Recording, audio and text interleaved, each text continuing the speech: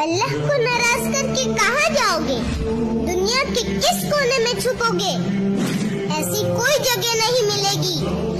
क्या आप चाहते हैं कि अल्लाह आपसे नाराज हो? नहीं ना, तो आप नमाज क्यों नहीं पढ़ते? क्यों छोड़ते हो नमाज को? नमाज छोड़ना अल्लाह को नाराज करना है। क्या आपको नहीं पता नमाज कितने देर की होती है? फजर 6 मिनट, जोहर 15 मिनट, असर 8 मिनट, मगरिब 10 मिनट और ईशा 18 मिनट। टोटल 57 मिनट है।